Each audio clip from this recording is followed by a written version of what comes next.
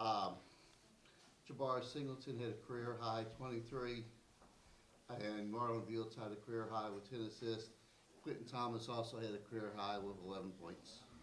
Coach, want to give open statement? Okay. Yeah. I thought there were some good things tonight. Very concerned. We had a very hard fought game at Central Florida, as y'all know, and traveled back yesterday and didn't have a lot. It was a quick turnaround. Didn't have a lot of practice time in preparation. Obviously, we weren't surprised. George Brock is leading the NAIA in scoring. You saw that why tonight.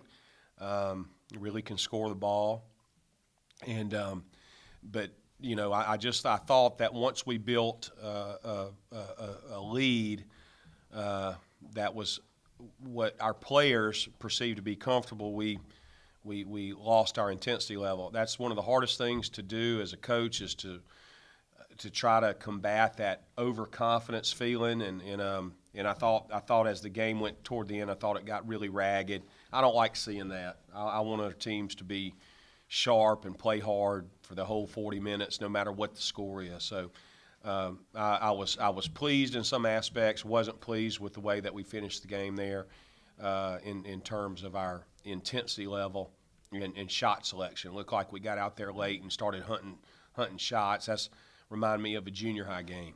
Get the kids in at the end of the game, they just start shooting the basketball up, and I didn't really like seeing that. But Coach Gibson at Suno does a great job. He's outstanding high school coach. He's going to build a good program there. This is his first year, and it was good seeing Coach Gibson, a longtime friend of mine.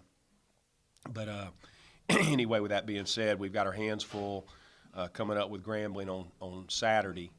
Grambling is leading the SWAC in terms of number of wins. As very similar to us, they play most of their games on the road in the non-league schedule. They've already beaten Georgia Tech. They've beaten Texas Rio Grande. They've beaten Louisiana. They just got beat by Louisiana Monroe. I'm sorry, on the last shot of the game at Monroe, where Monroe beat us 11. They beat Grambling by 2. So we better get ourselves together really quick to turn around for Saturday afternoon.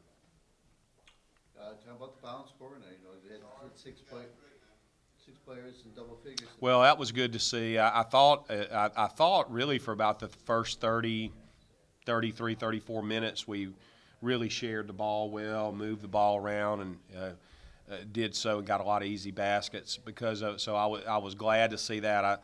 Last 5 or 6 minutes, like I was saying a second ago, I thought we were starting to become individualistic a little bit and hunt some shots, but I thought for the most part our guys did a good job playing together. Coach Brock's obviously a good player.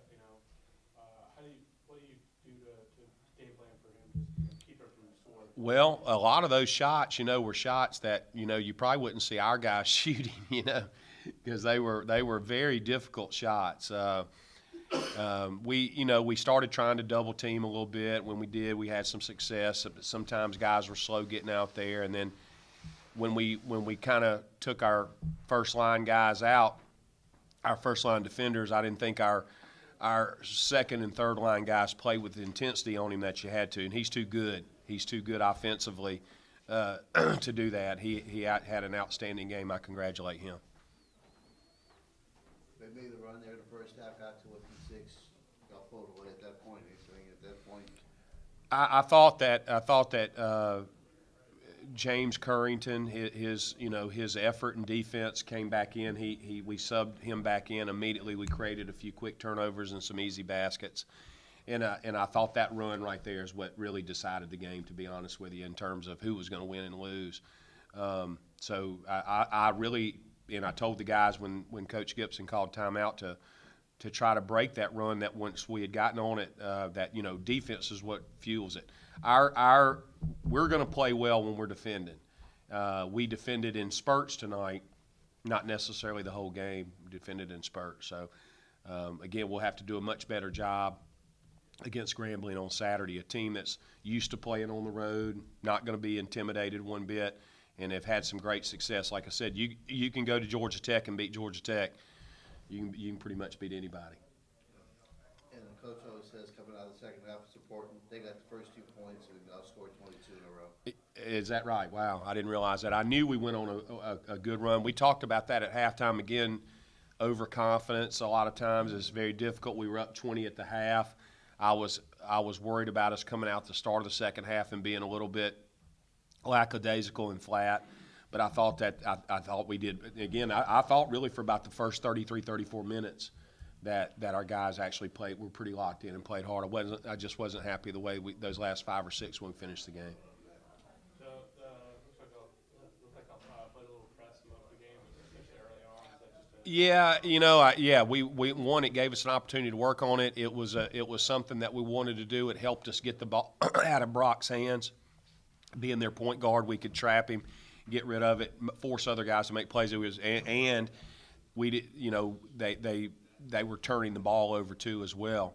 But it gave us an opportunity to work on it too. We haven't had a chance to do a lot of pressing this year, but we do like to press.